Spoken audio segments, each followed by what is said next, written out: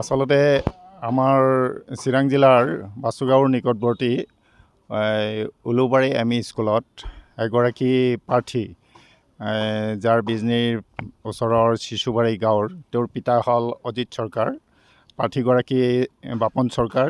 তেওঁ এখন নিযুক্তি পত্ৰ লৈ স্কুলত এম.ই. স্কুলত উলুবাৰী এম.ই. স্কুলত জইন কৰিছিলে আৰু পিছত গম পোৱা গ'ল যে এই নথি পত্ৰৰ লগত আমাৰ বিজনীৰ সন্মানীয় বিধায়ক মহোদয় শ্ৰী অৰূপ কুমাৰ দেৰ এটা ছিগনেচাৰ জাল কৰা হৈছে।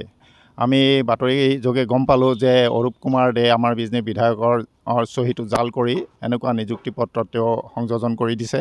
এই বিষয়ে আমি গম পাই তৎক্ষণাত আজি বিজনী আৰক্ষী থানাত এখন আমি এজাহাৰ দাখিল কৰিলোঁ যে আমাৰ সন্মানীয় বিধায়কৰ চহী জাল কৰি যি নিযুক্তি পত্ৰত তেওঁ সংযোজন কৰিছে, গতিকে এই সম্পৰ্কত আৰক্ষীয়ে উচিত তদন্ত কৰি দোষীক উপযুক্ত শাস্তিৰ ব্যৱস্থা গ্ৰহণ কৰিব লাগে বুলি আমি দাবী জনাই আজি এখন এজাহাৰ প্ৰদান কৰিছোঁ।